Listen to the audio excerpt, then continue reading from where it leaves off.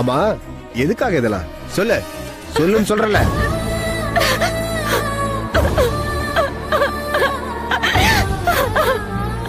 நீ அவங்களுக்கு எல்லாம் கொடுத்த இல்லீகல் ட்ரீட்மெண்ட் என்ன சொல்லு.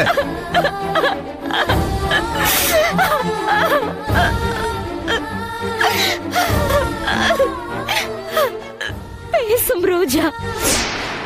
பேசும் ரோஜாவா? அப்படின்னா? Mukesh Kandasamy, chemist, scholar, America, Minnesota, professor போஸ்ட்ல இருந்தவர். ஹெல்ப் லைஃப் ரத்த ஆராய்ச்சி நிறுவனத்தோட நிறுவனர். உங்க ட்ரீம் ப்ராஜெக்டான பேசும் ரோஜா ட்ரீட்மெண்ட் சக்சஸ் ஆகணுங்கிறதுக்காக இத்தனை கொலைகள். பேசும் ரோஜான்னு பேர் வச்சிருக்கிற உங்க ப்ராஜெக்ட் தான் என்ன, அத சொல்றீங்களா? மனுஷ ரத்தத்துல பிளட்லெட்னு சொல்லப்படுற ஒரு வகை ரத்த அணுக்கள் இருக்கு. அதை பத்தி இன்னும் தெளிவா சொல்லணும்னா, ஒருத்தரோட உடம்புல ரத்த காயம் ஏற்படும் போது ரத்தம் நிக்காம கசியும். அந்த கசிவை கட்டுப்படுத்தி நிறுத்துறது தான் அந்த ரத்த அணுக்களோட வேலை. பிரசன்ட்ல உள்ள மெடிக்கல் டேர்ம்ஸ்ல ரத்தத்துல இருந்து பிரிச்சு எடுக்கப்பட்ட பிளட்லெட் அணுக்களோட உதவியால தான் ஒரு நோயாளியோட உடம்புல ரத்த கசிவை கட்டுப்படுத்துறாங்க.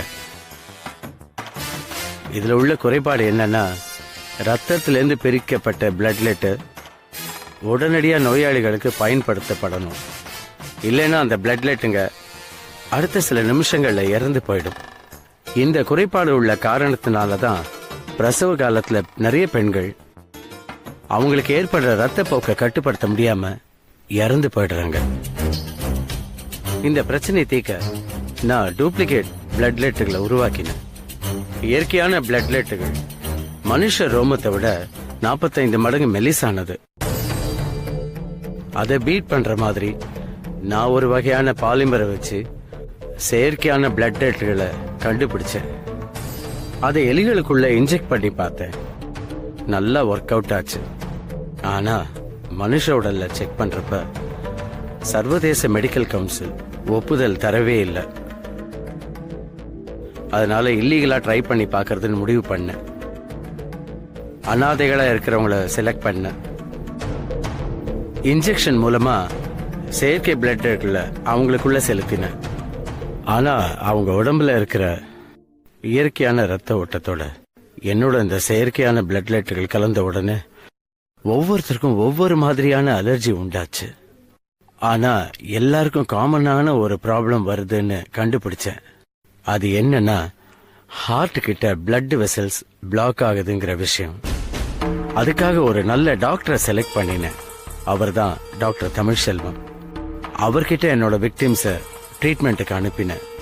அவங்க ஹாஸ்பிட்டல்ல இருக்கிற யாராவது ஒரு டியூட்டி டாக்டர் கிடைச்சா ட்ரீட்மெண்ட் முடிஞ்சு நார்மல் ரூமுக்கு ஷிஃப்ட் ஆகிற என்னோட பேஷண்ட்டுகளை உடனுக்குடனே இந்த இன்ஜெக்ஷனை ட்ரை பண்ணி பார்க்கணும்னு நான் முடிவு பண்ணினேன். ஏன்னா மறுபடியும் ஹார்ட் ப்ராப்ளம் வந்தா அவங்க திருப்பியும் கியூர் பண்ணிடுவாங்கன்னு பிளான் பண்ணினேன். அப்படி நான் தேடிட்டு இருந்த போதுதான் ஒரு நர்ஸா இருந்தாலும் தன்னை ஏதோ ஒரு பெரிய ஒரு டாக்டர் ரேஞ்சுக்கு ஃபீல் பண்ண இந்த சுவாதி எங்களுக்கு கிடைச்சா. அவ மூலமா தமிழ்செல்வம் ட்ரீட்மெண்ட் கொடுத்த என் விக்டிம்ஸ்க்கு மறுபடியும் இந்த இன்ஜெக்ஷனை ட்ரை பண்ணோம். பட் பேட் லக், யாருமே பிழைக்கல. கடைசியா மோனாவையும் அதே ஹாஸ்பிட்டல்ல சேர்த்தேன். அதுதான் என்னோட சர்க்கிளுக்கு அஸ்திவாரமா அமையும்னு நான் கனவுல கூட யோசிக்கல. மெடிக்கல் முறையில எங்க ட்ரீட்மெண்ட் ரகசியத்தை கண்டிப்பா யாரும் கண்டுபிடிக்க முடியாதுங்கிற மமதையில இருந்தேன். அந்த கன்ஃபியூஷன்ல தான் தமிழ்செல்வனும் குடிகாரரா மாறி போனாரு. ஆனா போலீஸ்ல நீங்க கோமலவல்லிங்கிற மோனாவை வச்சு இப்படி ஒரு பிளே பண்ணி சுவாதியை பிடிச்சு என்ன நெருங்குவீங்கன்னு நான் கொஞ்சம் கூட எதிர்பார்க்கவே இல்லை. தப்பு செய்யறவங்க எவ்வளவு புத்திசாலித்தனமா திட்டம் போட்டாலும் எங்கேயாவது ஒரு மூலையில ஒரு சின்ன விஷயத்தை கோட்டை விட்டுருவாங்க. அப்படி ஒரு விஷயம்தான் இந்த கேஸ்லயும் எங்களுக்கு கிடைச்சது. ஒரு சாதாரண லோக்கல் ரவுடிய பெரிய பணக்கார வீட்டு பொண்ணான மோனாவுக்கு அண்ணனா ஹாஸ்பிட்டலுக்கு அனுப்பி நடிக்க வச்சீங்க. அவன் யாரோ ஒரு எதிரியால எங்கேயோ கொல்லப்படுறான். அந்த கேஸ விசாரிச்ச போதுதான் டாக்டர் தமிழ்ச்செல்வன் மோனா பத்தின விஷயத்த சொன்னாரு. 6 பெண்களோட மரணத்தை பத்தியும் சொன்னாரு, இந்த சுவாதிய பத்தியும் சொன்னாரு. அந்த மோனாவை வச்சு சுவாதி கிட்ட ஒரு சின்ன பிளே பண்ணோம். அதுல நீங்க எல்லாம் மாட்டிக்கிட்டீங்க. போலீஸ் டிபார்ட்மெண்ட்ட நீங்க குறைச்சு மதிப்பிடாதீங்க. என்ன சுவாதி? Okay sir.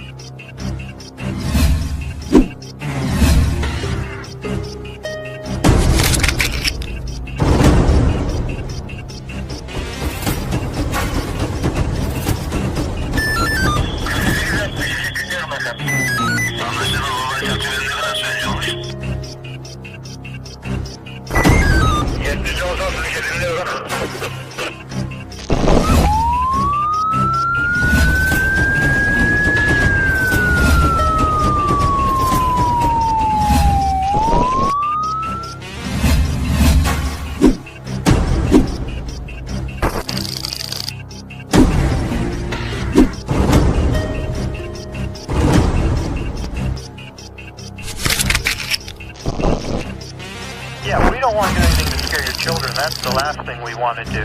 We don't want to scare anybody.